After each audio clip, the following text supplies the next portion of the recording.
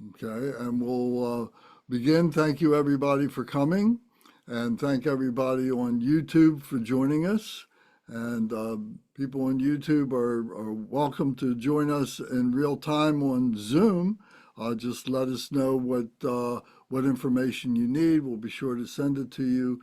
You know that you can reach us at buddhapracticestudy@gmail.com. So we hope to hear from everybody with any questions that you have, any comments that you have. Will be wonderful to hear from you. So we'll begin tonight with our opening prayers as usual. So if you have our prayer book, the Daily Practice Prayers and Guides, so we'll begin with the altruistic motivation and continue through our opening prayers.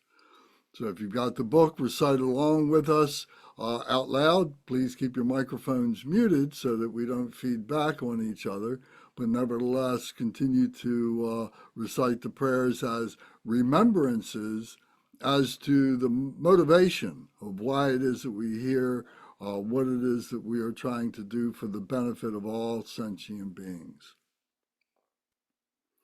All other sentient beings, especially those enemies who hate me, obstructors who harm me, and those who create obstacles on my path to liberation and omniscience. May they experience happiness, be separated from suffering, and swiftly I will establish them in the state of unsurpassed, perfect, complete, and precious Buddhahood. All mother sentient beings, especially those enemies who hate me, obstructors who harm me, and those who create obstacles on my path to liberation and omniscience.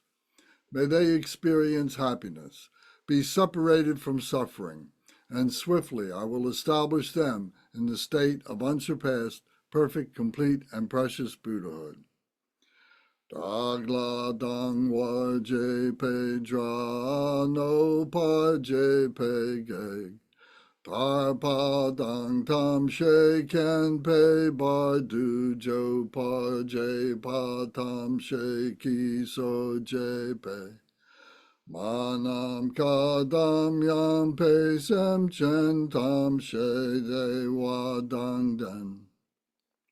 Dug now dang drel nor du la na me pa yang dag par zog pe zhang zhu brin po she to pa ja. Thus, until I achieve enlightenment, I perform virtuous deeds with body, speech, and mind.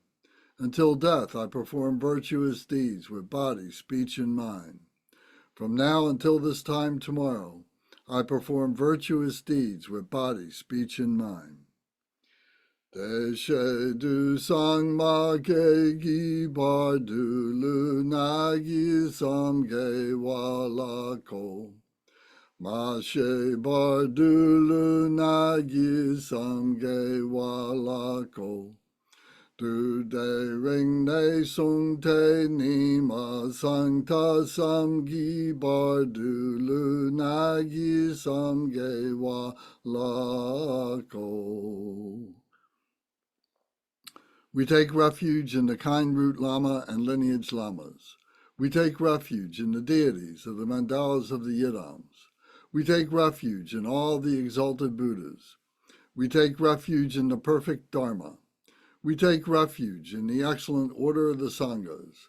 We take refuge in all the noble Dakas, Dakinis, and Dharma guardians, possessors of the eye of wisdom. We take refuge in the kind root Lama and lineage Lamas. We take refuge in the deities of the mandalas of the Yidams. We take refuge in all the exalted Buddhas. We take refuge in the perfect Dharma. We take refuge in the excellent order of the Sanghas. We take refuge in all the noble Dakas, Dakinis, and Dharma guardians, possessors of the eye of wisdom. Transcend sawa danger pa je pe pao den la ma dam pa nam la kyab su chi o. Ye dam kil gorgi la sok nam la kyab su chi o. Sangye chom den de nam la kyab su chi o. Tam pe cho nam la kyab su chi o. Pa pe ge du nam la kyab su chi o. Pa wo ka jo cho kyong song me song yes she gi chang dang dem pa nam la kyab su chi o. Taking the Bodhisattva vow. Until I attain the heart of enlightenment, I take refuge in all the Buddhas. I take refuge in the Dharma, and likewise in the assembly of the Bodhisattvas. As the previous Buddhas embraced the enlightened mind and progressed on the Bodhisattva's path, I too, for the benefit of all sentient beings, give birth to bodhicitta and apply myself to accomplish the stages of the path. Until I attain the heart of enlightenment, I take refuge in all the Buddhas. I take refuge in the Dharma, and likewise in the assembly of the Bodhisattvas. As the previous Buddhas embraced the enlightened mind and progressed on the Bodhisattva's path, I too, for the benefit of all sentient beings, give birth to bodhicitta and apply myself to accomplish the stages of the path. Shang Ju Ning Por Chi Ki Bar Sangye Nam La Kyab Su Chi Chodang Shang Shub Sampa Yi Soklang De Shin Kyab Su Chi Jita Nonggi De Shegi Shang Shub Tugni Ke Padang Shang Shub Sempe La Pala De Dag Rim Shin E Patar De Shin Dro La Pendandu Shang Shub Samni Ke Gishing De Shin Du Ni La Pala Rimpa Shindu La Parji O. In the Buddha, the Dharma, and the Sangha most excellent, I take refuge until enlightenment is reached. By the merit of generosity and other good deeds, may I attain Buddhahood for the sake of all sentient beings. In the Buddha, the Dharma, and the Sangha most excellent, I take refuge until enlightenment is reached. By the merit of generosity and other good deeds, may I attain Buddhahood for the sake of all sentient beings. Sangye Chodang Soki Chodam La Shang Shu Bardu Dagni Kapsu Chi Dagi Jin Soki Pe Sonamgi Drola Penshir Sangye Ju Pasho. May all mother sentient beings, boundless as the sky, have happiness and the causes of happiness.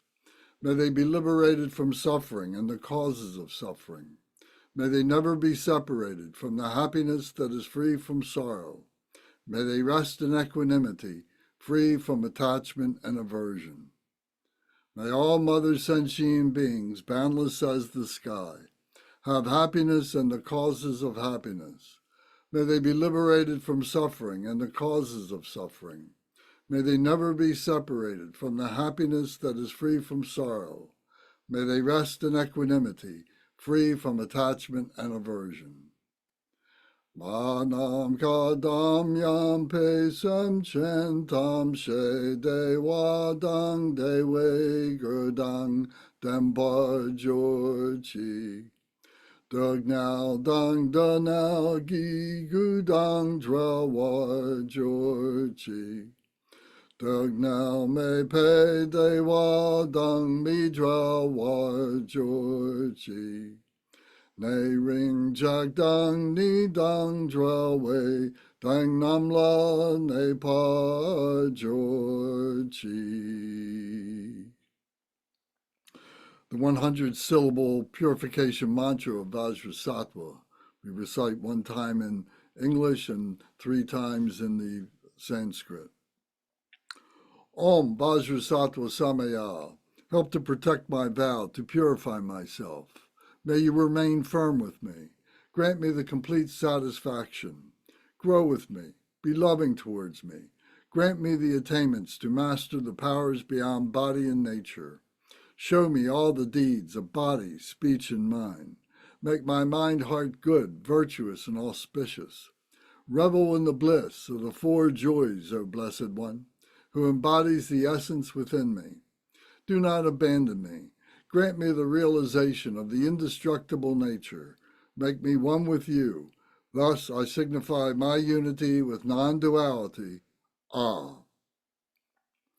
Om Vajrasattva Samaya Manupalaya Vajrasattva Tenopa Dristadredo Me Bhava Sutto Kayo Me Bhava Supo Kayo Me Bhava Anuraktu Me Bhava Sarasiddhi Me Prayatsa Sara Karma Sitsa Me Sitsan Shriya Kuru Hong Ha ha ha ha ha ho Bhagawan Sara Tada Gata Bajra Mame Munsa Bajri Bhava Maha Samaya Satwaha Om Vajrasattva Samaya Manupalaya Vajrasattva Tenopa Dristadredo Me Bhava Sutto Kayo Me Bhava Supo Kayo Me Bhava Anuraktu Me Bhava Sarasiddhi Me Prayatsa Sara Karma Sitsa Me Sitsan Shriya Kuru Hong Ha ha ha ha ha ho Bhagawan Sara Tada Gata Bajra Mame Munsa Bajri Bhava Maha Samaya Satwaha Om Vajrasattva Samaya Manupalaya Vajrasattva Tenopa Dristadredo Me Bhava Sutto Kayo Me Bhava Supo Kayo Me Bhava Anuraktu Me Bhava Sarasiddhi Me Prayatsa Sara Karma Sitsa Me Sitsan Shriya Kuru Hong Ha ha ha ha ha ho Bhagawan Sara Tada Gata Bajra Mame Munsa Bajri Bhava Maha Samaya Satwa Ha. Likewise be extinguished all enemies to my purpose. Whatever evil forces are in me, be defeated. Do this so that when I am victorious, all pure radiance melts into me completely purified. Take all this knowledge, food, and drink peacefully. Enjoy it, and be satisfied, so that all obstacles may be destroyed. Be liberated from all obstacles, all general obstacles. Maras are defeated by this gesture of the Buddha. By reciting this mantra, may all the Maras be purified. As a result, may all the Maras be defeated. Thank you very much. So before we begin, I know it's been a few weeks since we've been talking about the sutra here. We had Geshe Jampa come and talk to us about the 8 verses of the Lojong, the mind training, which was, I think, very good. And then we took off a week, so we weren't meeting then. Does anybody have any questions or any comments about any of what we've been doing or anything else, something that you might like to do? So now's a good time if you have any thoughts.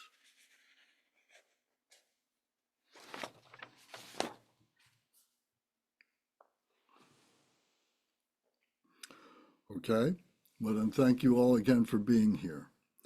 So to get us back into the groove a little bit, to be able to get our mind stream focused, we're on chapter 4 of the Lalitavistara Sutra, or the Play in Full, and we're on chapter 4, which is the gateways to the light of the Dharma.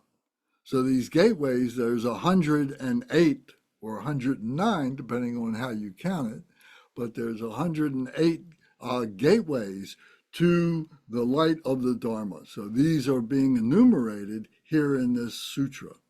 So the sutras, of course, are the teachings of Buddha Shakyamuni 2,600 years ago, and have been written down for us. And so this is what we are studying. So these are going to the source of all the other teachings of the Buddha Dharma by way of the Buddha himself. So these are very, very significant, very important, very clear, and very direct. So we ended on number 14, or rather on number 13 is where we ended. We start on number 14. But just to get us into the groove a little bit, I just want to remind ourselves where we were in terms of groups.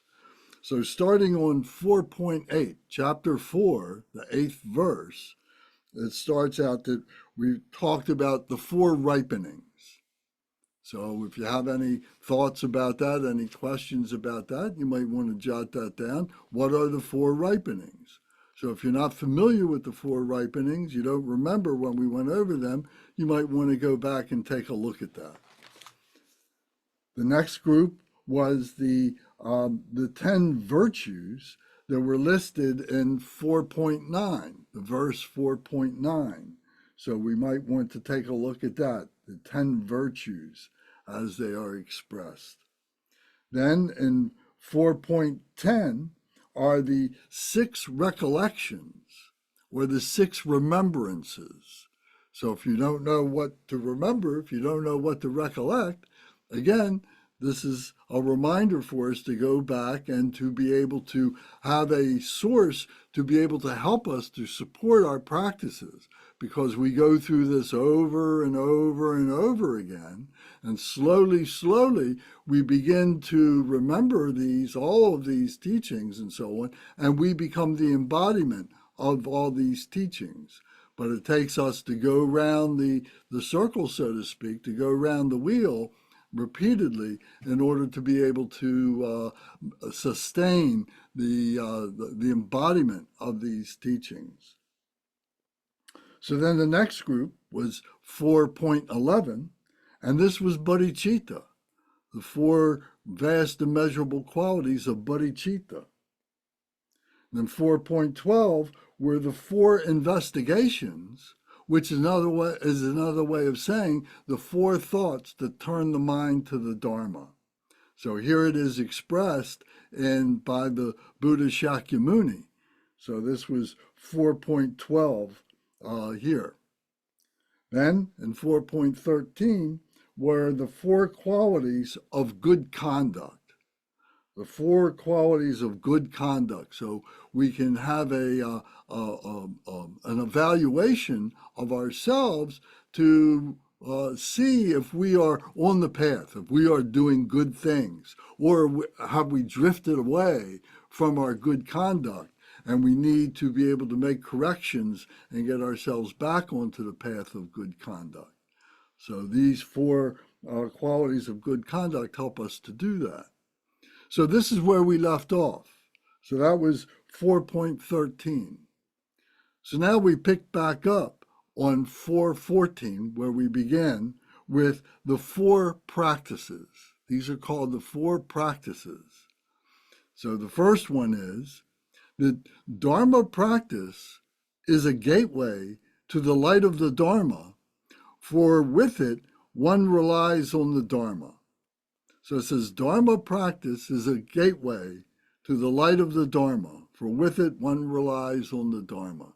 So if our practice is the Dharma. Is we are taking the teachings of the Dharma. We are taking the teachings of the Buddha. The Dharma is the intellectualization of what Buddha Shakyamuni discovered in his life, and he's sharing with us in order that we might be able to practice his method for enlightenment. So this is a great gift that he has given to us. This is part of his genius to be able to write this down, or not maybe write it down, but to be able to communicate this to us. And for the past 2,600 years, how many tens of thousands, hundreds of thousands, millions of people have taken up these teachings of the Buddha Dharma, and many, many have become Buddhas themselves, or many of them have become on the path to become Buddha and continue on this path and so on. So it's through the practice of the Dharma. It's not just taking the teachings of the Dharma and just trying to memorize them and just trying to repeat them over and over again, but actually to take them up in our lives, to practice the Dharma. This is where the transformation happens. We can be in the midst of a great teacher and listen to his teachings, but if we don't go home and we don't practice those teachings, then we've really missed the point of what those teachings were altogether. So this is very important. So the next of the four practices is, it says, going to the three jewels for refuge is a gateway to the light of the Dharma, for enables one to transcend the three lower realms. So the three jewels are the Buddha, the Dharma, and the Sangha. So the Buddha we refer to as the mind of the Buddha. The Dharma is the speech of the Buddha, and the Sangha is the body of the Buddha. The Buddha, the Dharma, and the Sangha. So by practicing this, by looking at our practice, reciting the aspiration prayers, when we recite the refuge prayer, the short refuge prayer, in the Buddha, the Dharma, and the Sangha most excellent. I take refuge until enlightenment is reached. This is taking refuge in the Buddha. This is reminding ourselves of the three jewels. So these three jewels will keep us pure, will help us to stabilize our purity so that we don't fall into the three lower realms. The three lower realms are the animal realm, the hungry ghost realm, and the hell realms. So being mindful of those three realms and the causes of those three realms, the poison of ignorance, the poison of hate, the poison of greediness, are the causes for us to fall into those three realms. So if our mindfulness is taking refuge in the Buddha, the Dharma, and Sangha, the three jewels, it will help us to avoid falling into those three lower realms. So this practice is very, very important. So every time that we begin our practices for the day, and the first thing in the morning, or whenever we do our practice, when we recite the short refuge prayer, is a mindfulness of being able to stabilize our purity so we don't fall into those three lower realms. The next of the four practices is acknowledging the kindness of others. Acknowledging the kindness of others is a gateway to the light of the Dharma, for it ensures that the basic virtues one has engaged in do not go to waste. So when we are in society, when we are going to work, when we are with our families, when we are out going to the stores to buy our groceries and things like that, we're always encountering other people and so on. So if we are mindful of their kindnesses, if we pay a rejoicing, if we rejoice at their kindnesses, if we think of them in good ways, good, positive, virtuous ways, and so on, that this is a gateway for us to always put them on the crown of our head. That we're not just thinking of ourselves, we're looking at other people and we're saying, oh, what a good person this is, and that we're not alone by ourselves in this world, and that other people, they may not realize it or not, but they are spiritual beings too, and they are doing good deeds, and we have rejoicing for their good deeds. So by remembering that and acknowledging that, and say to them something like, oh, you have such a beautiful smile, you did something wonderful for that person who I happened to overhear. I was standing next to them and you did something very nice for them. That's very wonderful. Thank you, because that helps me and my practice and so on. So to be able to acknowledge that for their benefit, it helps you to uplift yourself, that you're not thinking of negative things. You're always looking for the good things in people's lives. So acknowledging the kindness of others is a gateway to the light of the Dharma, for it ensures the basic virtues that one has engaged do not go to waste. So we're recognizing in them things that maybe we have been trying to develop ourselves.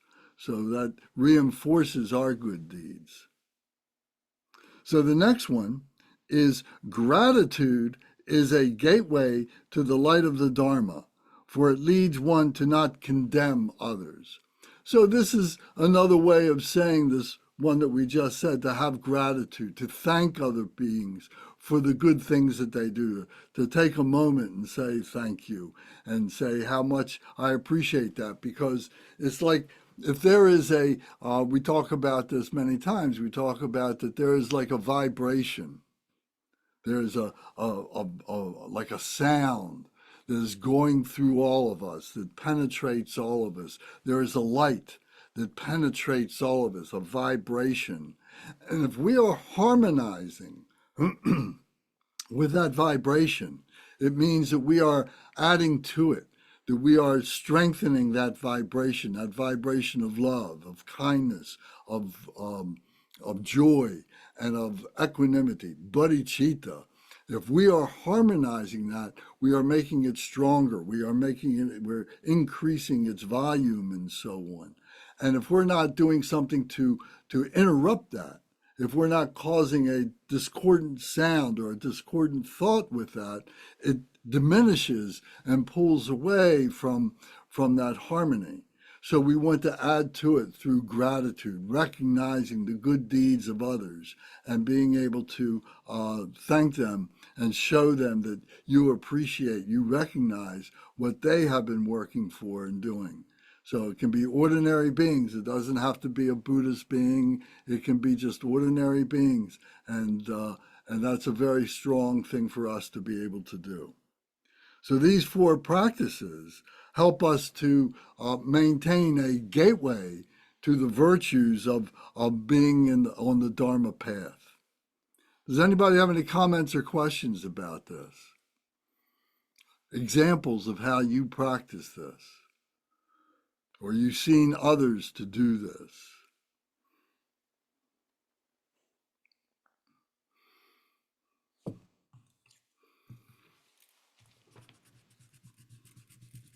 Okay, so everybody. I have something I can share. Yes, Gunga. Yeah, in my at my work, we spend a lot of time talking about how important it is to acknowledge the caregivers of our patients. You know, that the support they're providing the patients and how they're helping the patients to stay home and be comfortable. And after our patients die, we do phone calls to them and just acknowledge them, what they did, all they did for their loved ones, and thank them for what they did for them. Thank you. Well, that's very good. Perfect. Thank you. Yes.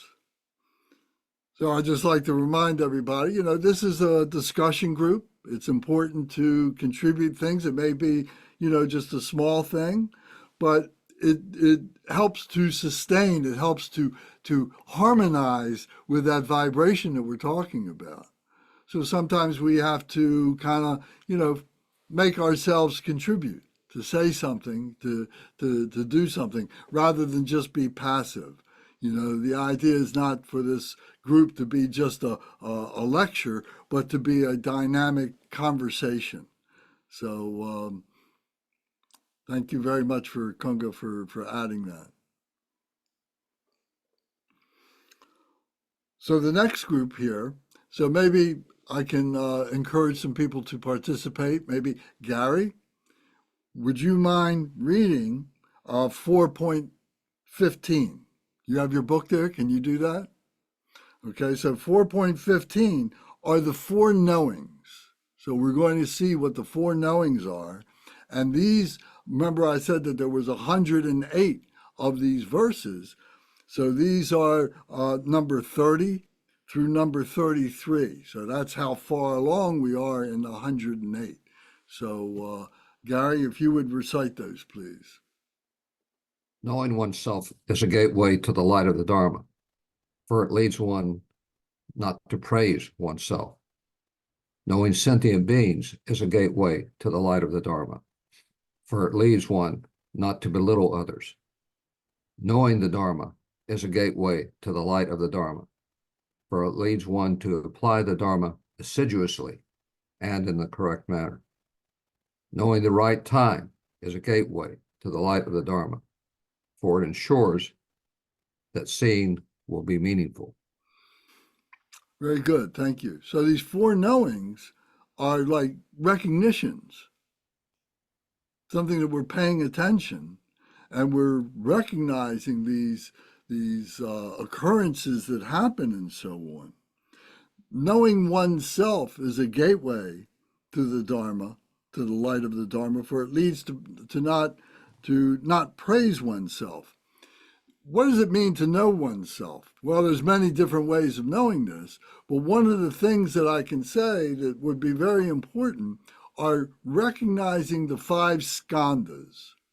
And maybe I know we've talked about this in the past, but if you've forgotten about this, this would be a great opportunity for you to do a little research and say, well, what are the five skandhas?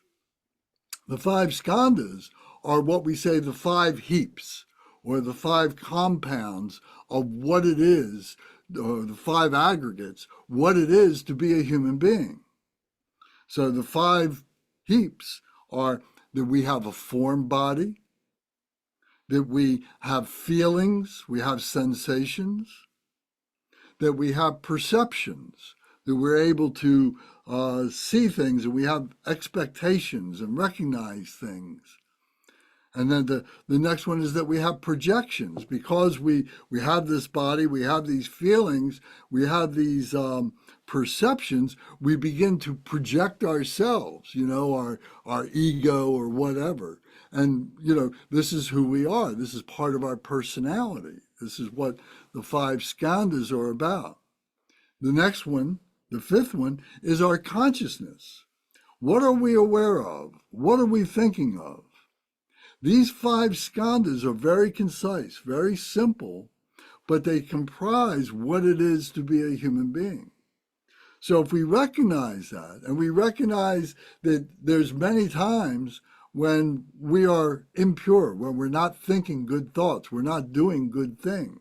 We want to do them, but we may be missing it, or we have forgotten what our real purpose is, to be able to be helping other beings and so on.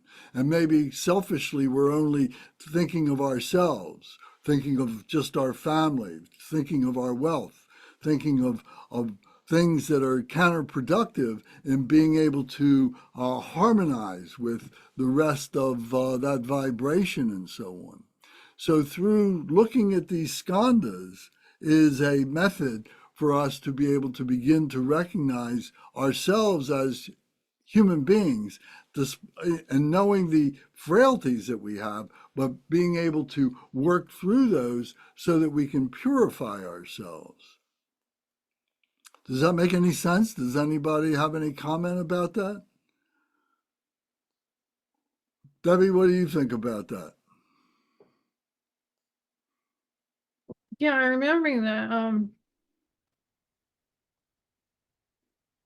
Kempo linked the five skandhas to how we were formed originally as babies. We are moving from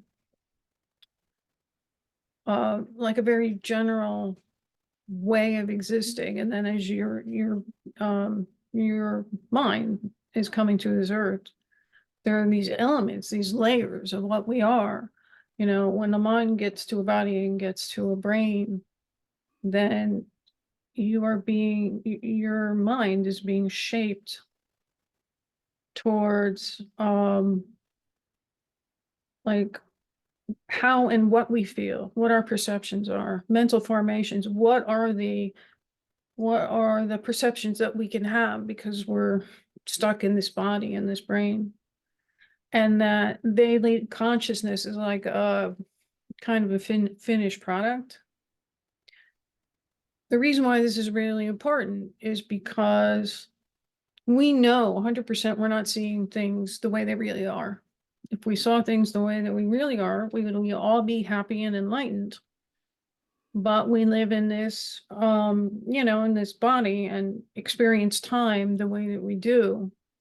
And so, and in study, but also in your meditation, look at that and try and peel those layers, because we know we are capable of pure perception. We also know that everything that we're taking in is not accurate. So to me, this is endlessly fascinating, and I read about it a lot because we don't think about that. What are the layers? Like, what are the layers of seeing? When our brain is forming, it has eyes, and our mind doesn't have eyes. So it's like we're being fitted into this helmet and we're being given these senses. And so really thinking about it, like I said, peeling it back and looking at the layers it's definitely like key to self-knowing, but also it's a really good way to look at the way we respond to things in a very animal way. If somebody cuts you off in traffic, you're going to get angry or upset because it's a physical danger, right? That's what you're responding to. It's like seeing something out of the corner of your eye. Our brains are triggered to see is that a bug? Is that a snake? Is there a lion coming up behind me? And so looking at it in this very empirical way through the skandhas is helpful in, I think, a lot of aspects, certainly for me, because, basically everything I think of is wrong, right? Everything I know is partial. Very good. Thank you very much for that. That was very good. The next line here, it says, knowing sentient beings is a gateway to the light of the Dharma, for it leads one not to belittle others. So the first one was looking at ourselves, now looking at other human beings and being able to apply the same process of the skandhas, evaluating the skandhas and seeing that and how people are behaving and so on, and not belittling them, honoring them, in other words, to honor them rather than belittle them, see the good things in them. So I know many of us do that, but maybe there's times when we need to be able to prop that up, and we need to be aware of more of that, more knowing of that and doing of that. Yes, Alex, do you have something to add to that? Yes, actually, this relates to the question I wanted to ask on the previous kind of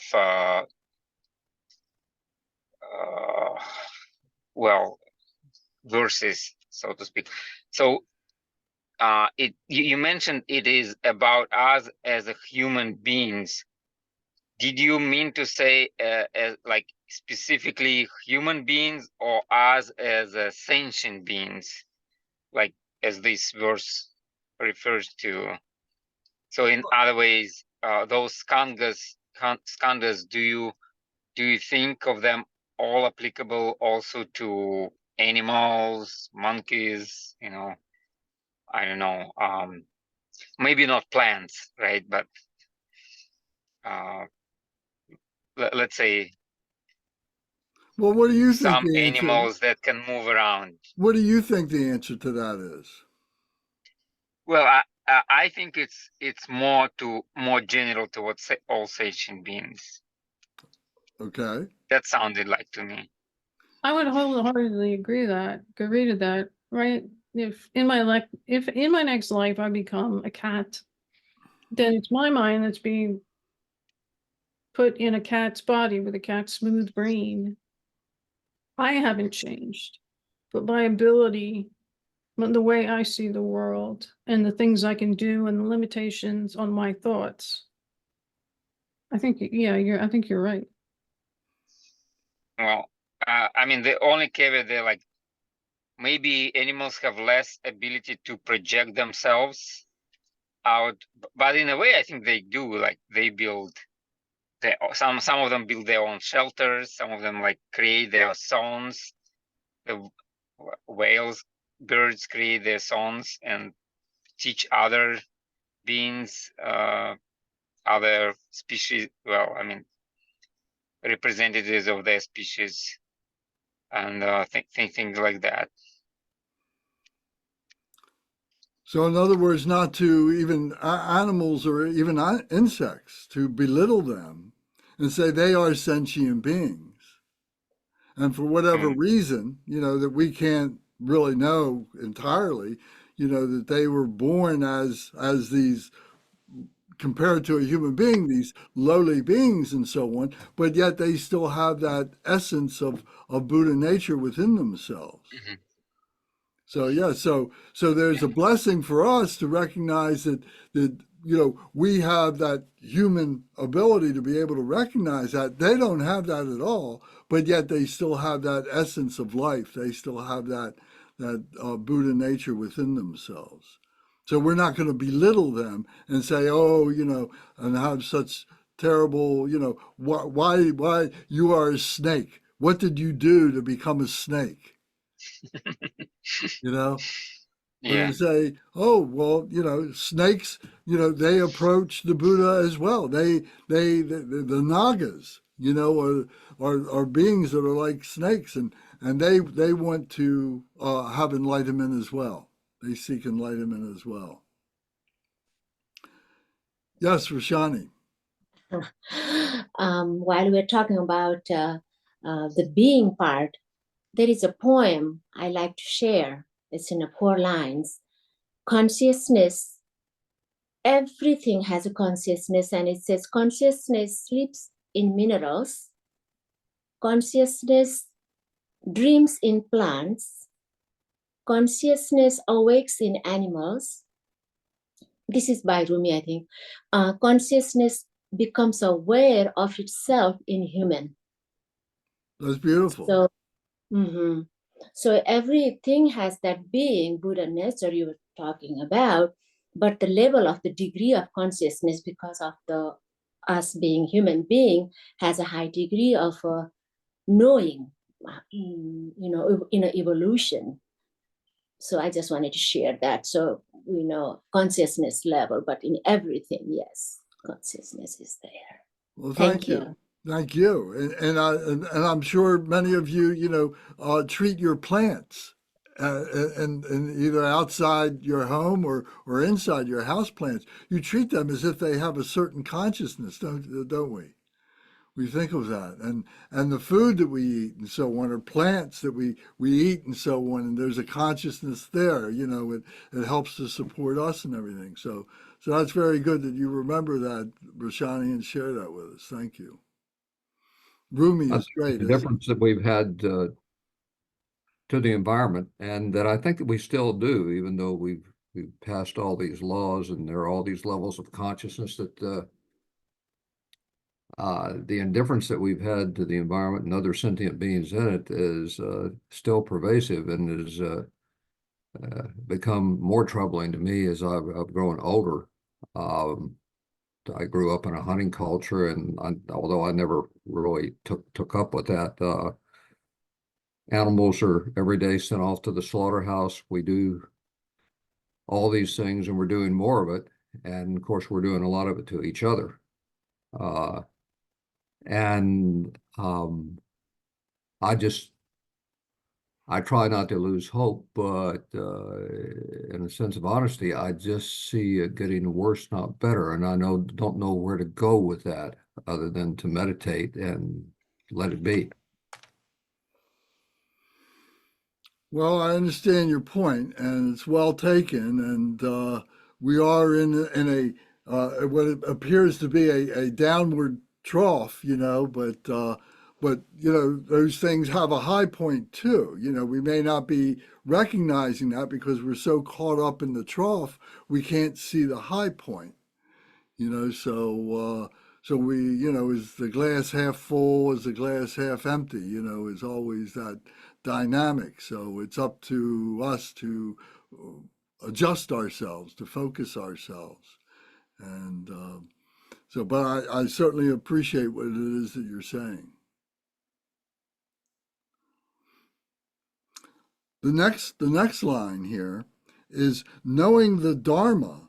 Knowing the Dharma is a gateway to the light of the Dharma, for it leads one to apply the Dharma assiduously in the correct manner. So the word assiduously means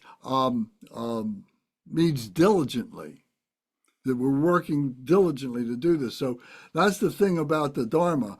It's a very active process. We have to constantly be reinforcing our attention, because naturally we might have a moving away from virtue, because the virtue is subtle. The virtue needs to be fostered. Here in the ocean of suffering and samsara, we're surrounded by, like what Guy was just talking about. There's so much confusion, there's so much negativity and so on. It's very easy for us to get caught up in that. But the Dharma teaches us to look at the dualistic nature of what it is to be in samsara, and to bring both of that dualistic nature onto the path of enlightenment. And it's on that path of enlightenment that we're able to liberate our attachments and our aversions. Without the component of the liberation, without the component of the pathway, it's very easy for us to get lost in those downward troughs and so on. So we have to actively be engaged in the Dharma, assiduously, diligently. Would anybody like to comment on that? Maybe Bernie, would you like to comment on that? Your microphone is muted. I don't know what I can add to that. Of course, you defined assiduously. To train in the Dharma is, of course, the whole practice of Buddhism, and the training, of course, is in morality, meditation, and wisdom. Is generally the three parts that they talk about training in. And of course, to train in the Dharma, it seems to hear what they're saying is to know the Dharma. And when you know the Dharma, then you can apply it correctly. That mostly applies, I think, to the precepts, especially for monks, but certainly also for laymen. It's also a question of being mindful in the Dharma, so that one is aware that one is doing.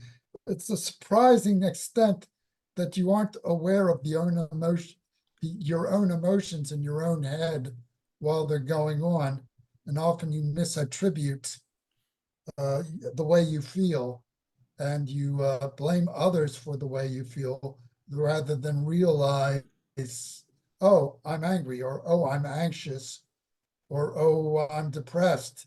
You think it's the external situation that's causing the problem, rather than realizing that it's just a state of your own mind.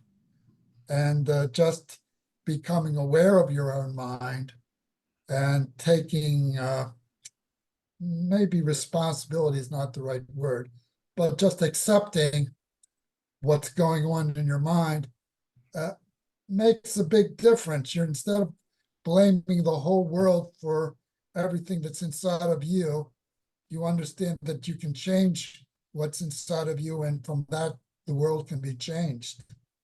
So, I mean, maybe I'm rambling a little, but that's just my thoughts at the present moment. Well, thank you. Would you, can you define for everybody, please? You mentioned the precepts. So just, can you? Well, just the 10 precepts, which I'm sure you've gone over many times, the 3 precepts of body, speech, and mind. And I'm always going to leave out one or other, but killing, stealing, and geez, what's the other? Lying, lying. Lying is of speech, of course, but so killing, stealing, whatever, but lying, gossiping, and idle chatter, and then in terms of mind, you want to worry about envy of other people, and not having confidence in the Dharma are the most important. Sorry, I can't remember all 10. It's really making me look bad, but at the moment, those are the ones that I remember. So.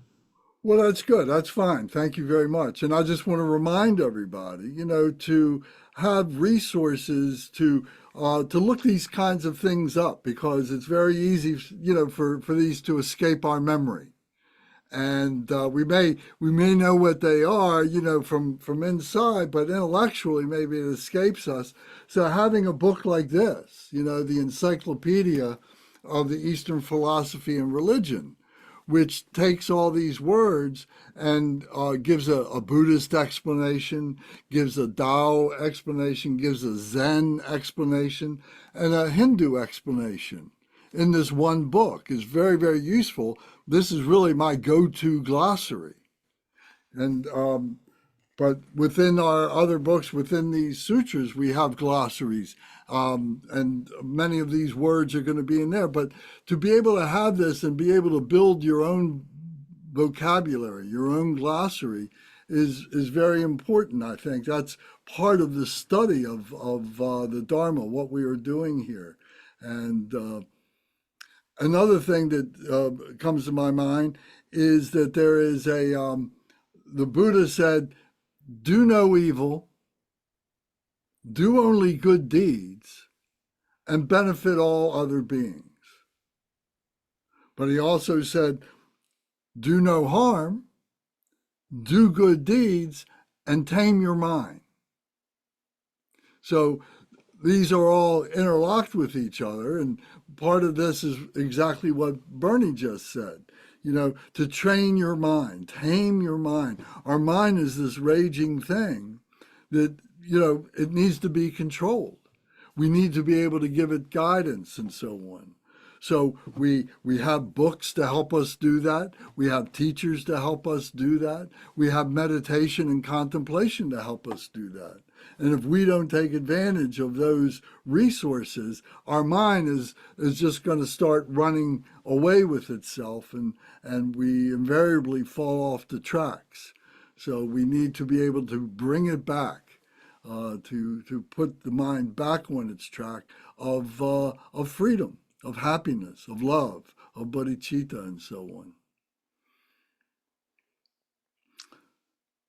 So this next line, and we're still talking about the 4 knowings, this next line of the 4 knowings, it says, knowing the right time is a gateway to the light of the Dharma, for it ensures that seeing will be meaningful. So this to me it means that there are times when we can engage with the Dharma with a certain situation where it involves other people or it involves us. And we have to make a judgment that this is the right time to engage, or maybe this is not the right time to engage. And we need to be mindful of what that is. sometimes we can do more harm. It's like pouring gasoline onto a fire, by trying to engage with someone who is in a complete rage, or somebody who has a very narrow point of view, and we'd like them to expand our point of view, that we have to recognize what's the right time to be able to do that. What's the right method to be able to do that? So it's giving us the responsibility, this is pointing out our responsibility to be mindful of the time element. When is the situation right? When are the conditions right within yourself? Maybe you're getting caught up and maybe you're getting emotional. And that's definitely not the right time to try and persuade somebody else to control themselves. Because then what happens is a conflict. Their rage and your rage are just coming together, and there's definitely no solution to be had in that situation. So would somebody like to comment on that? Maybe I can ask Gavin. Would you comment on that? Gavin, are you? Sure. Knowing the right time, it's an easy concept. We all know that to show up at this time to engage with our Sangha, and now is the time that we learn and we get to interact with each other. Timing is of the essence, and the essence is of the timing. We know when the timing is right as little children to go to school, and we know when the timing is right. We've received enough curriculum that we move on and execute that curriculum through the knowledge of interacting in our civilization to get a job. We know when the time is right, when to speak and when not to speak of certain things, and we can understand others' emotions. Like you were saying, if someone is enraged, it's really wouldn't be a right time to go, talk to them about certain things, versus once they calm down, one can then go talk, well, hey, let's reflect about what we witnessed in that behavior, what may have brought you into rage or not. We know the timing of the planetary seasons and how the sun takes us into different temperatures, and as a farmer, the farmer knows the timing to plant the seeds, because it will bear the fruit of a plentiful harvest. And everything is based on time. In this reality, I couldn't perceive another dimension in which time really didn't matter, but we live in this dimension, and time is of the essence of life in this physical form.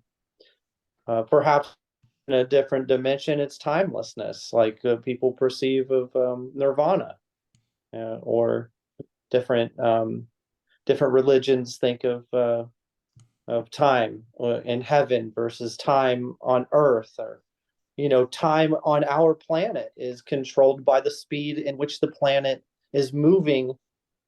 The planet moves 1,000 miles an hour as it rotates 1,000 miles an hour, and that equates to the amount of light that we see in a 24-hour time period. The planet governs, and its position in our solar system governs the time in which all sentient vessels, even rocks and trees, everything that lives on this planet is governed by the time of the position of this planet and its Goldilocks zone situation, where sentient life can live here, versus Venus or Mars or Jupiter or Mercury or Uranus and Saturn and Neptune. Different planets, they may have their own governance of time, and life might be different on those planets. Science has even found bacteria existing on Mars. So what's the timing aspect, versus life on Mars and then life on Earth? And humans can't just go to Mars to live. There would be all sorts of you know, environmental threats to our body and our vessel. So timing is truly the master of the sentient vessel. Time, we have the time to learn and apply what we've learned into our evolution as a soul. And perhaps we have the opportunity to take that knowledge into the next life. I I I don't think that the body, like Buddhism says, would degrade to back to the animal realm, for we've perhaps already lived all these different lifetimes in order to progress into the opportunity to have a human form. And all the time it took to incarnate in those lesser beings in order to get to this form is something to take into consideration too. And all of this goes into the teaching of the Dharma. Timing is of the essence. It truly is. Well, And that's thank what you I'd very have to say. much. That's really good. Thank you. Very cosmic. So thank you. I like that. I like that point of view. Thank you. Thank you, Lance. You're welcome. So I saw that Kunga turned his microphone on, and I wonder if Kunga, did you have something that you wanted to add to this?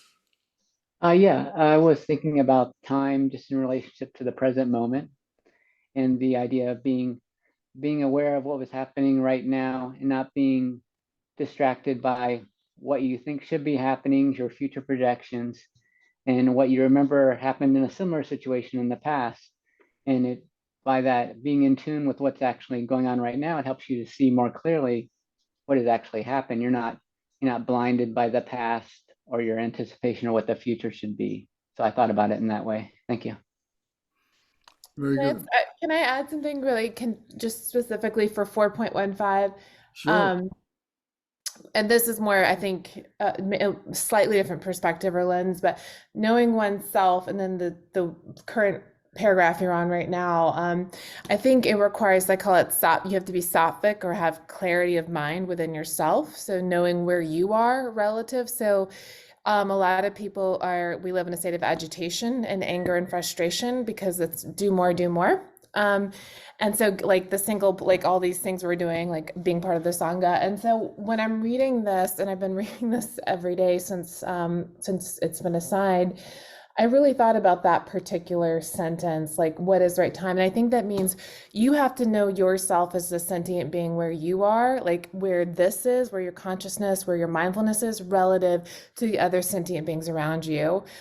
So meaning recognizing someone who is in a state of anger or depression or lethargy and respecting like that they're not actually doing anything right or wrong. Like that may be their little dharma, right? That may be what they're going through, and knowing where you are relative to them, knowing your actual responsibility to observe or intervene. So I think of it also from that perspective is recognizing someone who's in a state of agitation is not able to actually get to one pointed mindfulness. Someone who is lethargic or depressive isn't probably ready to get to one point of mindfulness because it's a progression here with the mind, the body, and all the distractions with the sensory modalities that you have to go through. Like you talk about, it is a linear progression, and it may not happen. It may happen in this lifetime, and it may happen over multiple. But I think when you look at that, that's what I'm thinking at from a practical perspective. Do you know where you are? And then can you recognize that continuum in other people and know when to be that observer and know when to, from a timing perspective, know when to behave or act outwardly. That's how I'm reading it. Very good. Thank you. As a matter of fact, as you said that, it reminded me that there was a time in my life where I recognized or I realized that this is my time. And this is my life, and I've got this time. Now, what am I going to do with it? And I started evaluating, well, what is the purpose of my life? What can I do? What's the highest purpose? You know, what do I want to accomplish? What can I do? And so on. So this is your time, you know, and I wonder if other people have had that you know, recognition or realization, oh, this is my time. I really have to engage now. I can't put it off anymore. Did you have a moment like that? Yeah, yes, I would say, I know Matt's not on this call tonight, but I would say it's when you leap from I ego, like as in my personal storyline, my personal drama, the deception of the ego, and you're able to leave that and you go into more of a truly, I call it sattvic or clarity of mind, where you become socially responsible, you depersonalize, but you have to go through that process of letting the ego, it can't just happen overnight. It's too painful. You have to slowly, like last summer, I recognized I had to settle with my femininity about not becoming a mother. Like that was an ego driven thing, right? So I had to go through, I couldn't just rip that, but absolutely, Lance. And so I call it social responsibility or social dharma. But first you have to handle your personal dharma, whatever you have to tie up your loose ends with any kind of, I call them anything you owe to other people that you got to tie up individually. And then you're like, now what? Right? Like what you're talking about. What is the bigger picture where you're able to leave the I and your individual storyline and actually see human suffering as a actual social responsibility, which I think is what you're getting at. What was that word you were using? It sounded like a sattva or something like that. There was a word you were using. Well, I call it sattvic, and it's an Indian Sanskrit word, and it's more of like so it's sort of a way to say like someone who has peace of mind, clarity of mind from a How would you spell it?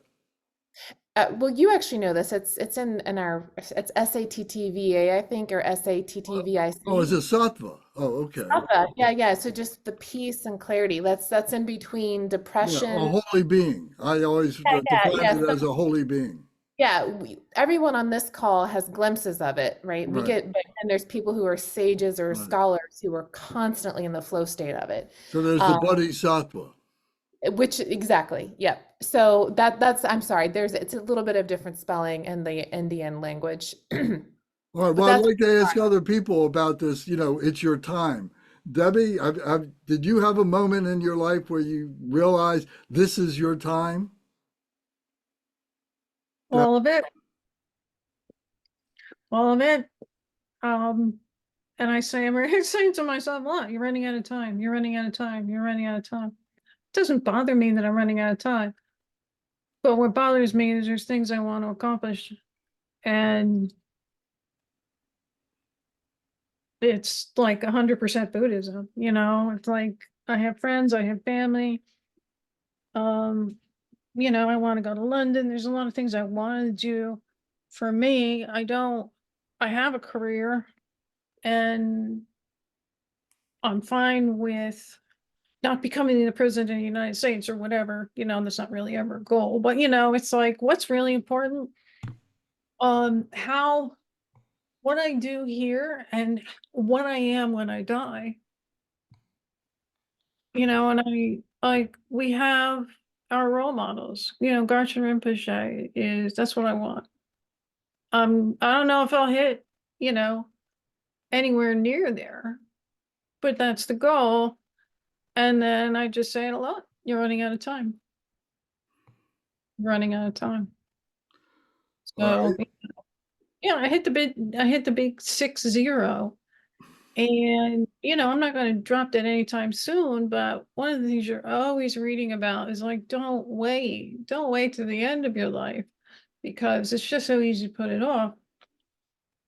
And so, it's like, oh yeah, I know that, but I have to remember I'm running out of time.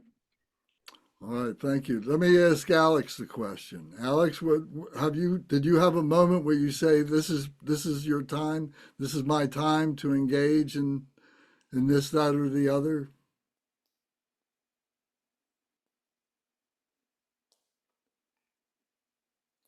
Alex, I guess maybe he's in his car. Maybe he's not getting a good signal.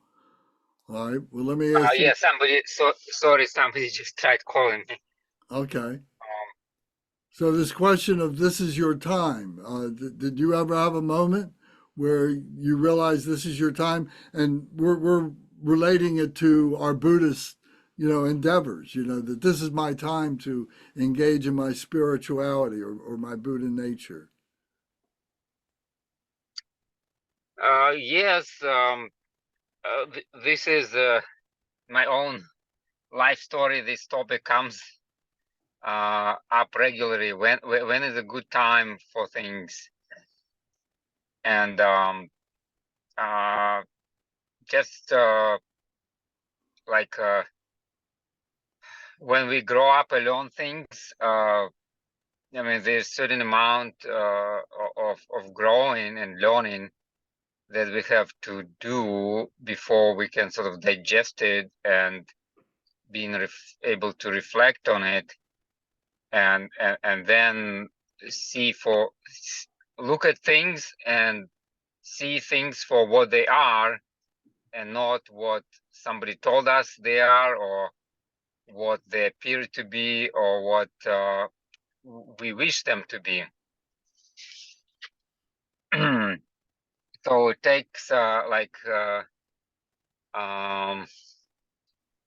yes, and for different person, different culture upbringing, I think it will be different.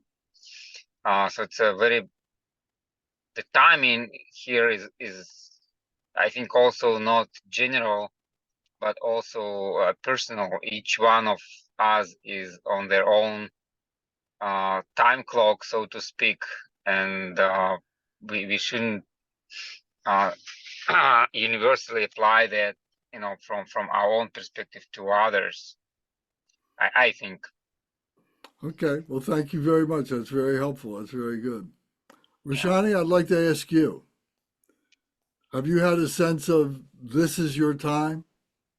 Yes, yes, definitely, because I'm here. And I started to recognizing, I don't know much about Buddhism. I grew up in Hinduism, but we just didn't really have like a practice knowing what it is in practicing. It was like a ritual thing in Hinduism. And I came to this country, you know, when I came, you know, it's 1992. So I'm not like a Hindu, not Buddhist, nothing like that. And I don't even know the terms for Buddhism terms much either. But I grew up, I'm from Nepal. You know, this is my first time here.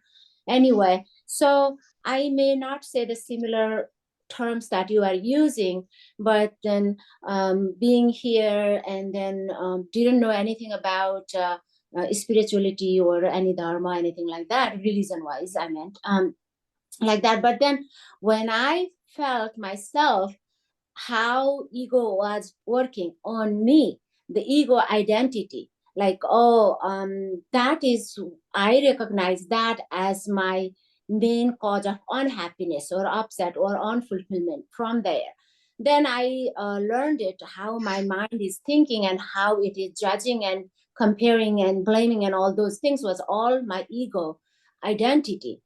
And then I realized, oh, this is not me. This is all the conditioning mind, how we perceive and then we judge on those things. So separating that as a essence identity, when I realized being part of myself, then I recognize all in me. I feel like that way. So the fear gone, there is no upsetting happens, no even anger happens. If something like that comes to me, I mean, you cannot avoid, but I am able to recognize what's happening as who is that? I think Jera told about that. Like you recognize what's happening, why they do what they do. You know, you recognize, and compassion comes right away, because that what I went through myself, not knowing that's who I thought I was, and how difficult that was. Not it was in like this, being a human, my personality and that. Then I was, whenever I was able to like separate that, was the best thing that happened. I could even like it was amazing moment for me. Since then, yes, that was my time. And then since then, anything, I mean, every day I do like a spirituality rather like a religion kind. The book I actually read was not like that kind. This is the book is my Bible now. The Power of Now changed my life, I would say. Gone deeper to now I can relate to Buddhism and understand exactly what they are saying. And I could go to Hinduism and exactly know what they're saying. It's all exactly the same, just if I look beyond that. So this is my time and I love it. And anywhere I like talking to you and hearing everyone, it's just amazing. The feelings, I can feel it, the depth of it. And it had changed my everything. I would say my thinking, my feelings, my speech. In your Buddhism, you say speech and action, and then looking at the people, the world. Oh, it's we all have to start now. That's all I can say. This is the time. Very good. Thank Thank you. you very much. Thank you so much. Gary, let me ask you. I want to ask everybody this question because I think it is a really important question to recognize this. Gary, have you had a moment where you said, "This is my time"? Well, I'm a sojourner, so I've had many such moments. I've never been completely right. I think life is like that. As we learn and absorb the experience that is in the now, and I've read Tolle's book too, and I think he's very right. You have to embrace the moment you have and understand what it means. But if your question is, was there any particular time in my life where I said this is it and I was correct? I'm not so sure that that's true. I'm still searching, and every time I reach conclusions that makes me think that I understand the world, I learn that I'm not right. And it's probably because I need to do a better job of understanding myself. I'm spending more time looking outward and not enough time looking inward. I meditate. I do meditate. I think I do walking meditations, but I have not succeeded in in preventing the storm of life from pushing in on me. I can turn every piece of equipment known to humanity off, and it still seems to be there. But I'm still working on it. All right. Well, thank you for your frankness and your candor and your recognition of your situation and being able to verbalize that. Bernie, how about you? How would you answer this question? Well, everybody's been talking about when they knew it was their time. I'm trying to remember over my long and my long life when I knew I was in the right place at the right time. And I can think of it in terms of work, of course, because I was actually working on the space telescope, and for a while, my work was considered important. In terms of Buddhism, of course, what you you dropped it onto me when you said, "Well, Bernie, you're going to have to run the Sunday sitting at the Susquehanna," which I did for a number of years, and it's hard to say how much I achieved because it's sort of like that was sort of like building sand castles. You would build them up and they would wash away.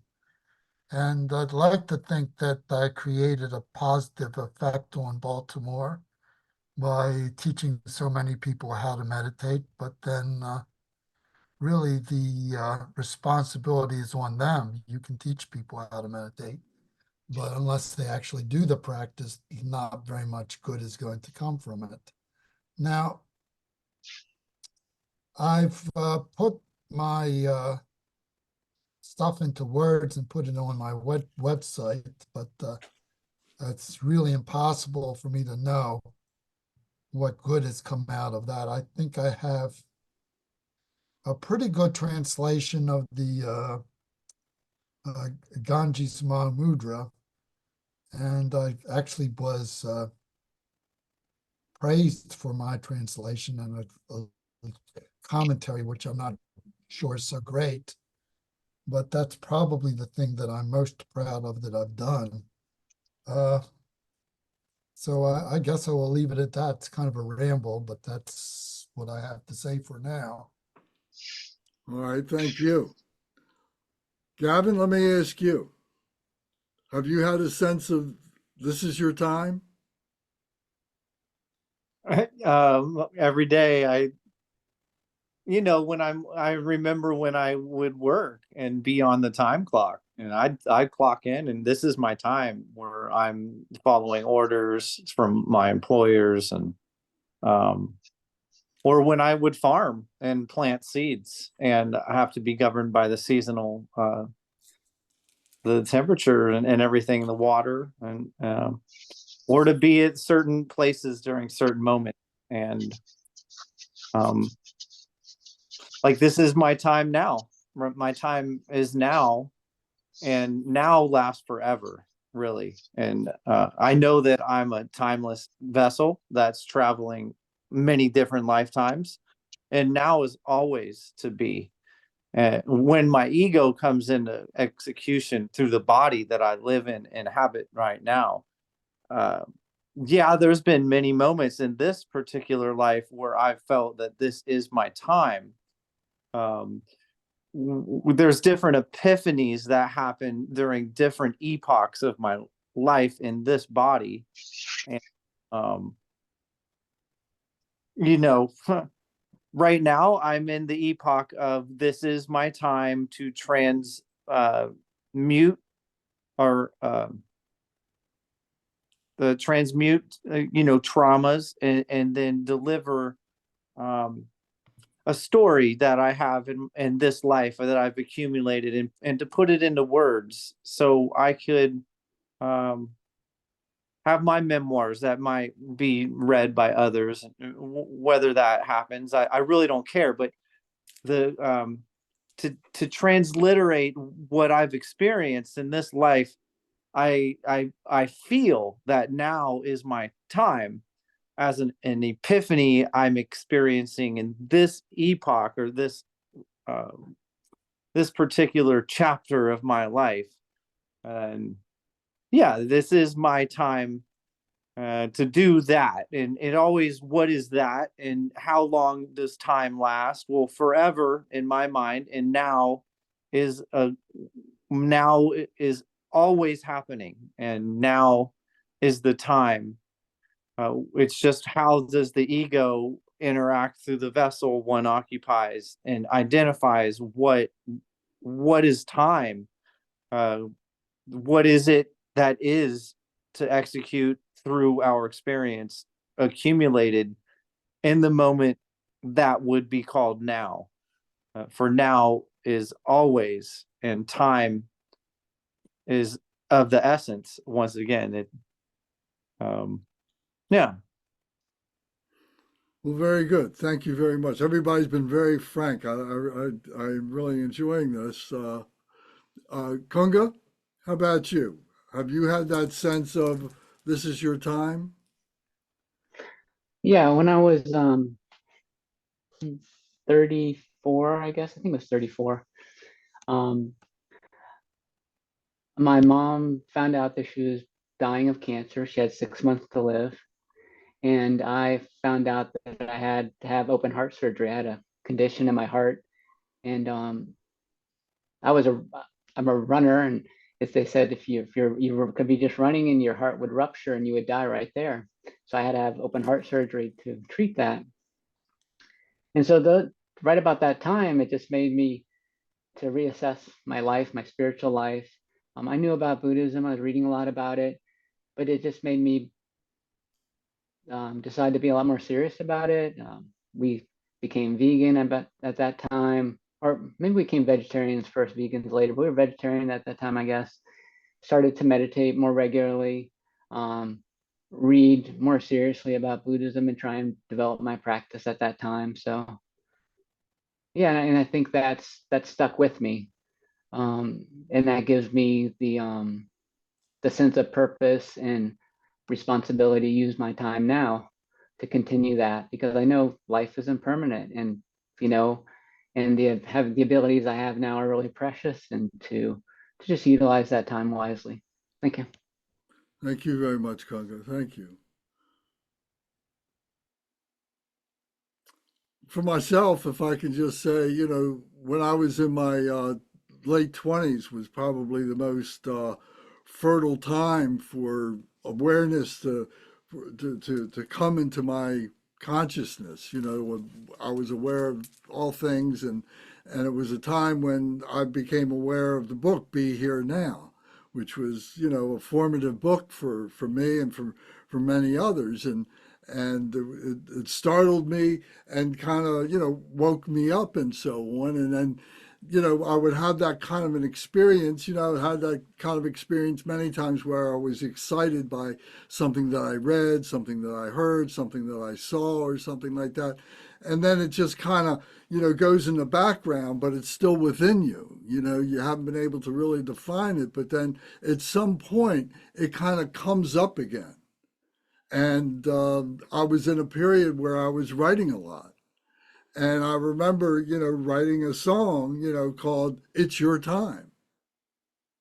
And when we were talking about this, it popped, I remembered it. And the first verse was to me. This is my time, and I got the rest of my life. Here I am, I'm in my 20s and so on, and I got so much to do, but I was fully aware of my spirituality. And this was my time to engage in my spirituality and what did that mean and so on.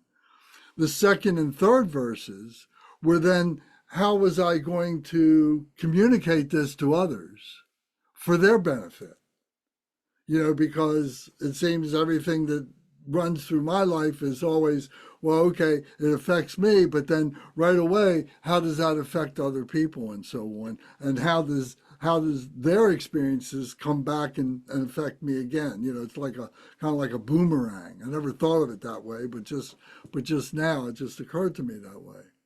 So I'm sharing this because everybody here is figuratively gotten naked and told about, this, some of these deep things within themselves. And part of these discussions is to be able to have these kinds of thoughts and allow them to come out, because we hear ourselves speak. And it really tells us where we are, what we want to do, and what we need to do, what yet is there to be done, and so on like that. So it's a community of people that are sharing with each other, and that's why we're Dharma brothers and sisters, because we can get in that revealing, naked kind of position and open ourselves up, because we all empathize with that. We've all had those same thoughts, those same feelings, and so on. And that's the beauty of being in a sangha like this. So I thank you all for being here and for helping us all to be able to experience this and recognize this, and allow this as our Dharma family to continue to grow and be part of who we are. So thank you. So now I've left some time in our talk here today because we've been doing biographies, our autobiographies, and we left off last time with asking Zara to give her autobiography. So if Zara, if you don't mind, if you could spend a few minutes and tell us your story, how it is that you came into the Dharma, and what it is that you would like to do with the Dharma, and anything else that you think is something that you would like to share with us. So please carry on. It's funny what you just were saying, just resonated with my own story. I am actively working on enlightenment. That is super clear for me, and in this lifetime, I am 100% certain that is my journey right now, is letting my ego go and working towards social dharma, and ultimately, if I can get out, I'll get out, Lance. If I need to come back, I'll come back. So I would say, so my journey, so the Dharma as in these teachings, I'm gonna chuckle a little bit because I know we're recording this and it's fine. And I like Lance, you said this is our safe space spiritually just to be who we are. I probably did a lot of bad shit, you all, like, and a lot of lifetimes to get to where I am right now. I think about all the negative stuff I probably have done to have what I would call a very blessed life. And once I understood some things more recently, like the life and soul and the body you're in is meant to help you. You should have a life that helps you transcend and up level, if you will, spiritually. So, I'm grateful in that sense to finally understand and have this aha moment, like where it all kind of comes together, like, oh, you've probably done a lot of stuff you shouldn't have done, to finally get to a point to have this blessing to understand the Dharma. And so my journey here, honestly, at a very young age, I would say at 10, I was like, what am I supposed to be doing? And I would walk around in nature, like talking to God, and be like watching a leaf fall or something. Like, my family, my dad's Muslim, my mom's Christian. And so it was this very confusing dichotomy. I'm like, both of you are right. Both of I'm going to Friday school, Sunday school, church school, this, that, covering my hair sometimes, doing all these conventional things to appease other people, make my dad feel proud, make my mom feel proud. And I'd be walking around like none of it felt intuitively right. And so I just remember having these just small moments. And then I didn't have anything for me, at least, that felt profoundly like a crisis or anything. I have shared this a long time ago. I was born with cancer, and it resolved naturally at age 8. I was born with blood cancer. And for me, that was probably part of my karma, like that there was something there. And I was able to transcend that by age 8 and move past that. And by age 10, there was something, I was like, something's not right. And I would question, and I always knew I was supposed to be in the helping field. Like, that was so clear to me, like, help other people. So I always knew what I was supposed to do was to help other people somehow. And that's how I came to the line of work I'm doing. When I was 20, it was like, that's what you're supposed to be doing. And I've been doing that for for 24 years now. And I kind of organically, like Lance was saying, inadvertently just dibble dabbled in Buddhism. I was fortunate enough, my dad was in the military, so I got to go to Japan, to Thailand, China, and see all these beautiful monasteries and these statues. And I was like, what's this Buddhism thing? But it was like, I was very curious. I was constantly around it at a young age. And then there was the Islam and the Christianity. So it was just this constant thing. And finally, I just remember my ex-husband, Blake, who's a beautiful human being. It was interesting. Our first date was at a Dharma center. Lance, I don't even know if I ever told you that. We met at a Tibetan temple. And he's like, hey, you want to go do this meditation thing? So Buddhism has continued to kind of, like Lance, like you said, come in and out of my life organically. And, my narrative as Zara, it's just there. It's like in the background. And, and my husband would, do the whole thing of the moon cycle. Like, he'd go do the monastic, the 8 precepts. And I was like, what are you doing? Why are you sleeping on the floor? And I was very drawn to it. It was always there, and I took it for granted. And then I remember a few years ago, Adrian, who's not on tonight. I don't know, those of you who are fortunate enough to know Adrian, he's a really cool guy. I saw somebody in front of me at a professional conference wearing beads, and I said, oh, that's so cool. I just immediately was drawn to the beads. And I said, I think I know that guy. And he turned, I said, it's Adrian. And we started talking and reconnected. And then Adrian connected me to Lance, who I'm on with right now. And so my journey is I just started listening to Lance. And I don't know if you guys have heard this, but they'll say, like, when the student is ready, the teacher appears, right?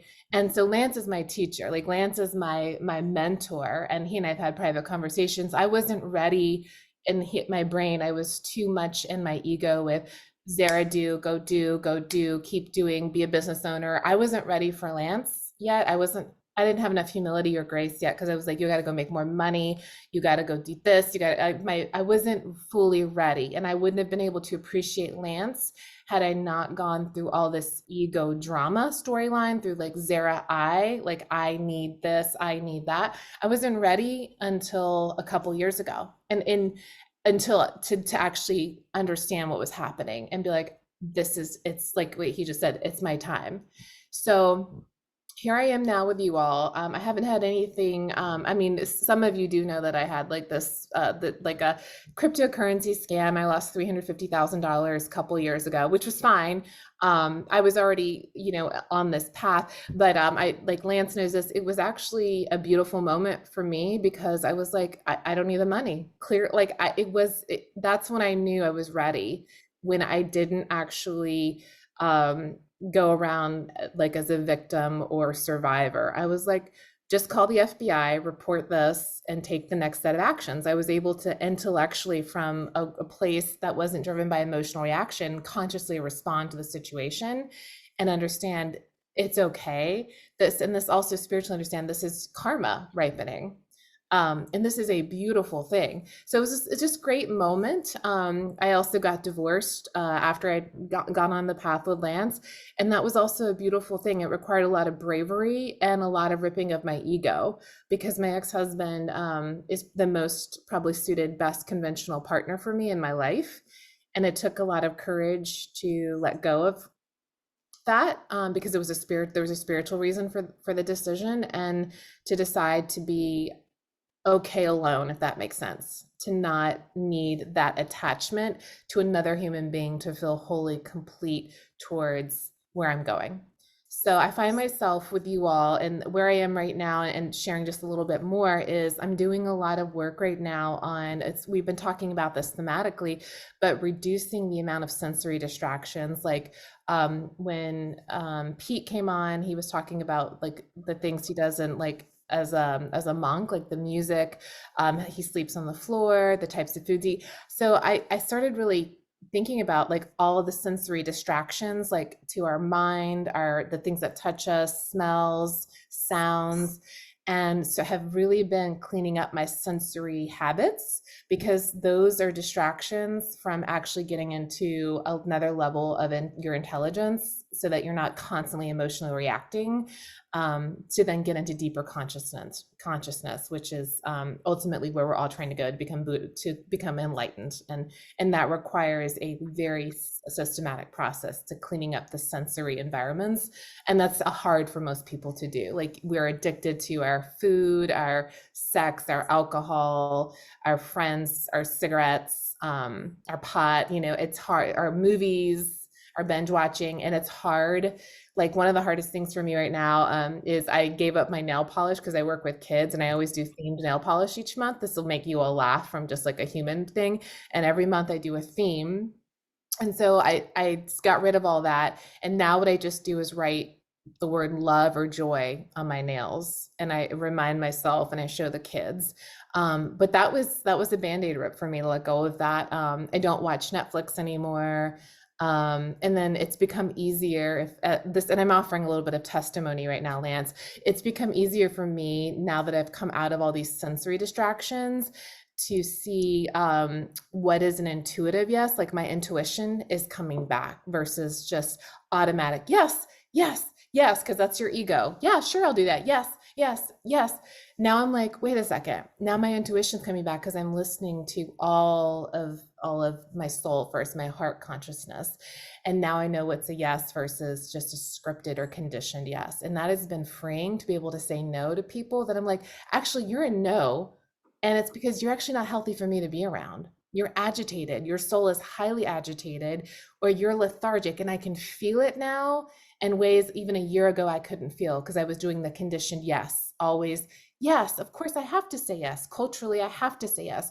Now I feel people at an energetic level and say, if I'm around you too long, it's going to be too disturbing. So it has to be me coming in very intentionally as part of like my occupational work, because I work with individuals who have behavioral health issues, and coming out. But in my personal life, I'm very clear about who gets close to my heart now.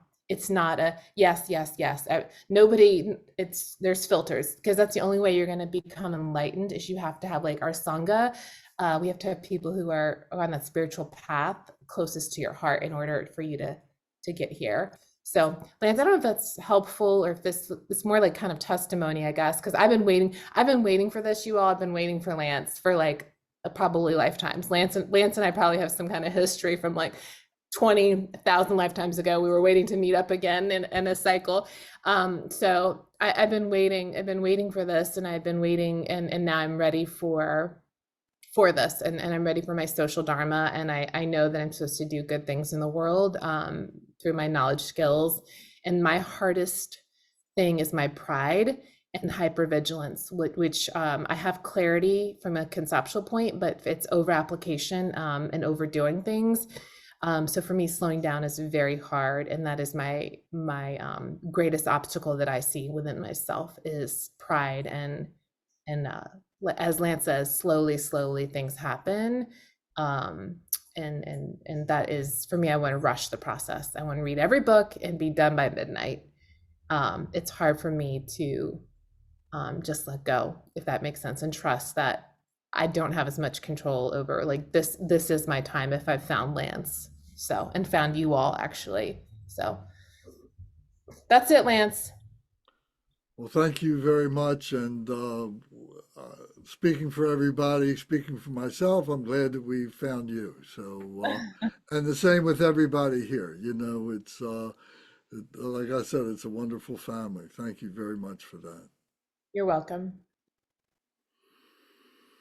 Would anybody have any questions or comments that you'd like to make, you know, for Zara, you know, anything that she said, anything that triggered something within yourself that maybe you'd like to share while it's fresh right now? Yeah, I do. I was thinking when Zara and I climbed Mount Fuji back in July 26th in the year 2000. And we summited the mountain and went inside of one of the top of the volcano. There's these stations. There's 10 different stations, and there were 2 Buddhist monks that were on top of the mountain or the volcano. And Zara's like, "Oh, Gavin, you should give them a donation of 20.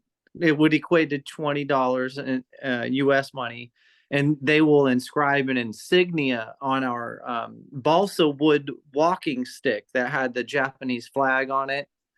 And we all did that experience of having these Buddhist monks on top of Mount Fuji inscribe this insignia that it says that you summited the mountain, and this is how high the volcano is above sea level. And it's such a beautiful memory that I hold dear in my heart. And yeah, it's something that draws it, that those memories have drawn me, you know, particularly to Buddhism, because I remember just the whole land of Japan when I was there, to see it on Mount Fuji and to see the land rise over the land of the rising sun, and to be blessed by those Buddhist monks is just a great memory. So I don't know. I wanted to say that for my cousin. I really appreciate you, Zara, and love you. And such a great time that was that day, July 26th in the year 2000. Never forget. Lance, you didn't know Gavin and I were coming down for you 24 years ago. We were on the path. We weren't ready yet. Well, wonderful. Well, that's a good story. Thank you. Does anyone else have anything to share? Lance, I just want to maybe kind of have your perspective on the last verse that we discussed, and that's it speaks about timing and to see something. So who is the seer, and what are we seeing, or what is the seer is seeing? Well, you answered Maybe the question from a practical point of view or an esoteric point of view. well, I mean, whatever, how people understand. I mean, it's question to everybody. How would you understand that verse like from that perspective? Let me, Zara has a yeah. comment. Oh, and only because I've been reading this and thinking the same thing. There was a couple of them that stood out to me, Alex, and that was one of them. I had to think about that because I was like, it's not, the sentence is not a right away prescriptive, right? It's not right away dogmatic, like some of the other verses are. So for me, what I took from that is knowing the right time for me to actually engage in outward action. And so it's me, like me as in the seeing is for me, meaningful, meaning like that is from me. So if from you, it would be for you, for the I, right? The person who's reading it. Is that when you should take some kind of outward action, and that is meaning like your perception of the Buddha filled, whoever you're around, that it's you're doing whatever you should be doing is meaningful. As in, because it's about like the right time, and that so then when we say see, we're not talking about just with our eyes, but that actually it's the experiential application has been felt at every single level of consciousness. That's how I read it after reading it every morning for 30 days. Thank you. Yeah, and I agree with that. You know, it's not the seeing with the eyes; it's the seeing with the heart. You know, and I guess that's the esoteric, meaning to it, and so on. And the seer is the whole human experience. But there was a book many years ago that I read. Was the Eye of God. There was another book was the Eye of Spirit. It's becoming that God, it's becoming that spirit, it's becoming the light, that you are it, you are all of it, and everything is on that, and you share that with everybody, and to me that's the empathetic joy in bodhicitta, the realization of that, and that's why if I don't have a smile on my face, I got a smile on my heart that doesn't go away. And that's a wonderful thing. And when I met my teacher, and I would meet him, Drupal Tinley Ningpo, and I would go to the Lama house to see him, every once a month or every couple months or something. And I say, look, I don't know anything about the Dharma. I don't know anything about all these rituals and everything, but I know my heart, and my heart is wide open. And my heart is there. I'm just learning a way to be able to express that, a way to be able to think about that. And the biggest smile came onto his face. And so I kind of felt like, he knew what I was talking about. And you don't need all this language to be able to explain, what it is here. But it's nice to be able to do it, because then you can have friends. Thank you. So this has been a very Yeah, I good guess that sums up for me well. Thank you. So this has been a very good session, I think. And I want to ask Roshani, because this is her first time in this group, and I would just I always like to ask new people coming in to express what they've kind of seen from their point of view, because it's with fresh eyes. So, Roshani, could you comment on what this has been for you? From my fresh eyes, it's a beautiful thing that everyone is participating and you are leading. This is the best, and I see everyone in being.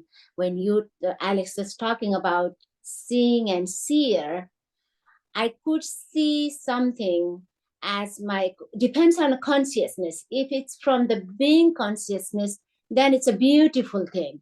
I don't see as a person outlook only, but connecting with you all with my heart. You said hearty smiles.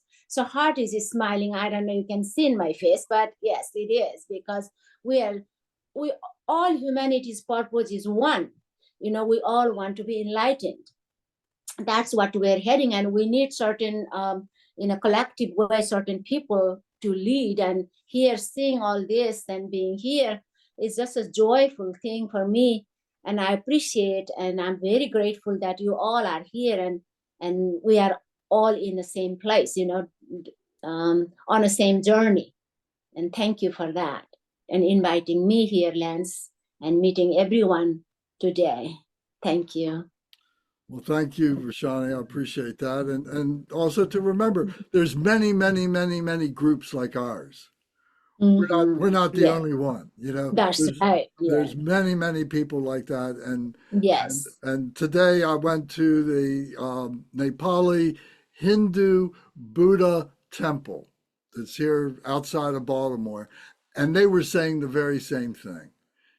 There's so many things going on. It was like hearing myself speak or hearing any of you speak and so on. And that everything that they are doing is for everybody. It's for the generations to come and so on. So there's a lot of things happening.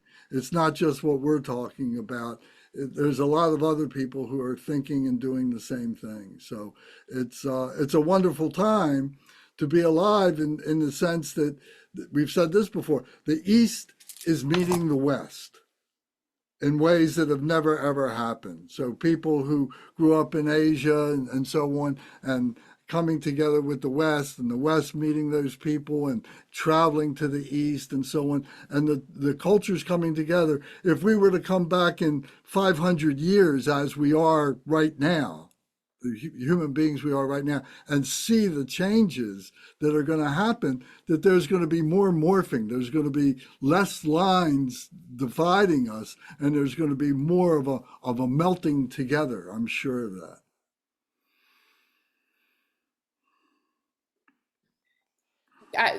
Lance, you said something earlier based off of Gary. I do think, Gary, I do think right now it's easy to kind of be like, oh, like what's going on with the world or whatever. But I think this is our collective consciousness right now. Like the world is in balance how it needs to be, and that it's gonna, like Lance said, upswing. And so just by the virtue that you're within this group, there's a reason why, Gary, that you keep coming back, like at a deeper level.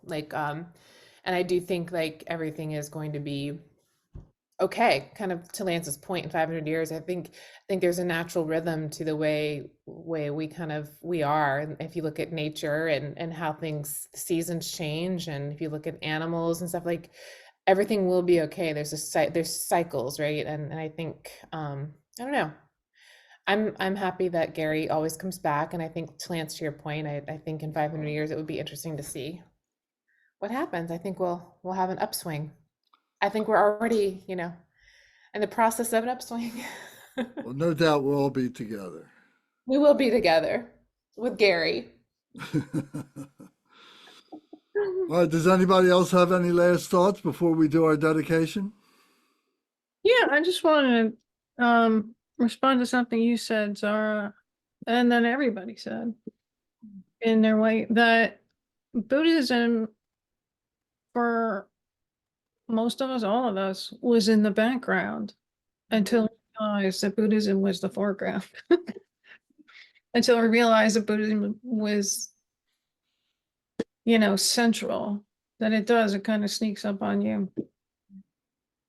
Do you think that's, Lance, have you heard people talk about it that way, where it just kind of like, oh, it's just there? It was like, oh, that just came into my life, or it was always there?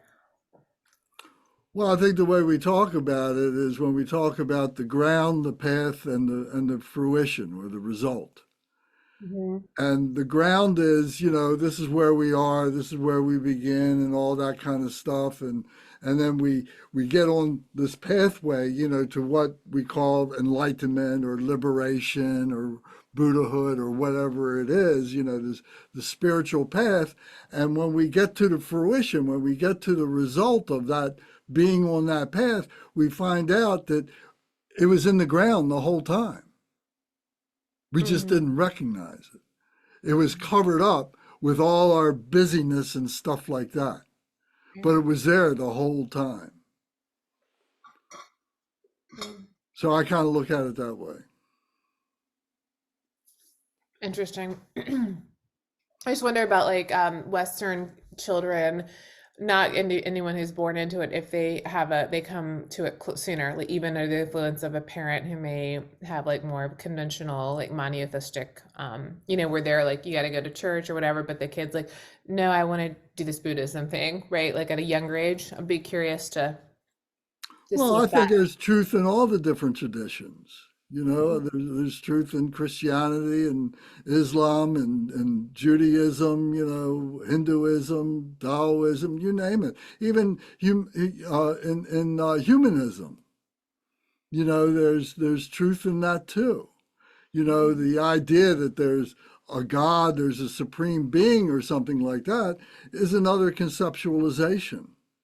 And if we can cut through the conceptualizations and just realize what it is to be a human being, what it is to be a precious human being, what it is to be a practicing precious human being, that's really what we're trying to do. And we have all the tools within us. We have everything we need to be able to do that. And we just keep, the old us complicated things all the time, so we couldn't simplify and just be that. If we probably, it'd be a question, if you had to do it all over again in your next life, what do you want your next life to be like? That would be another question for another meeting.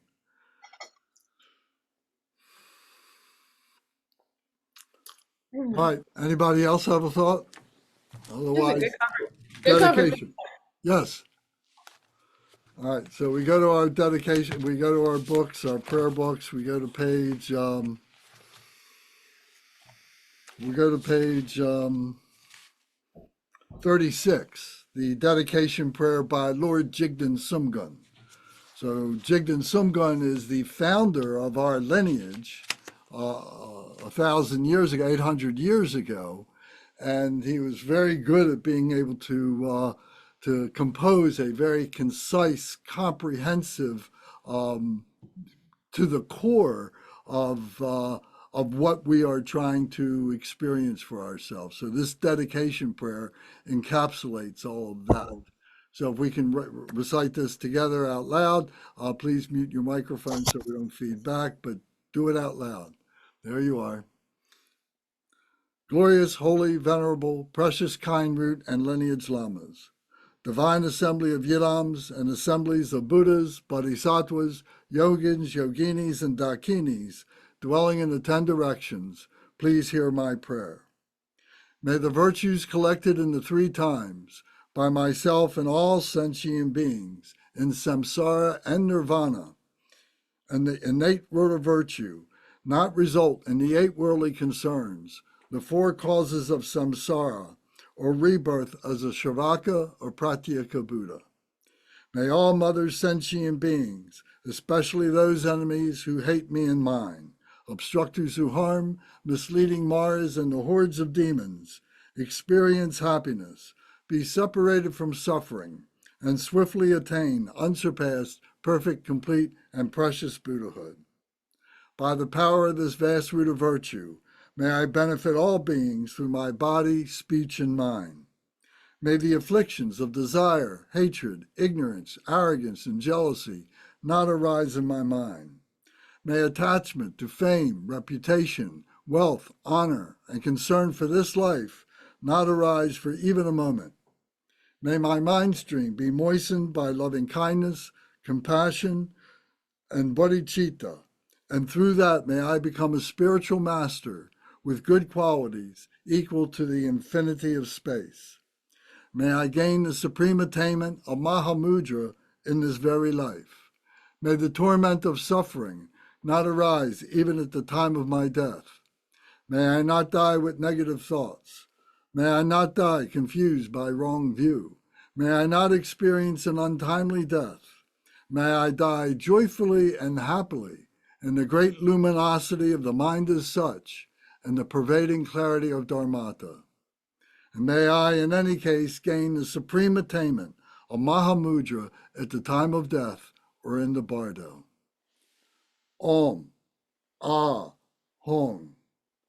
Om, Ah, Hong. Om, Ah, Hong. May my body, speech, and mind become inseparable with the body, speech, and mind of all the enlightened ones for the benefit of all sentient beings. Thank you all very, very much. Thank you, Roshani. I hope you come back next Monday. Thank you, Thank Len. you so Thank you, much. everyone. Thank you, Thank you. Gary. Thank you, Hey, everybody. Oh, he's gone. Bernie, Bernie's there. did you mean the Hubble telescope? Oh, yeah, I was working on the Hubble telescope and the new space telescope as well, the James Webb.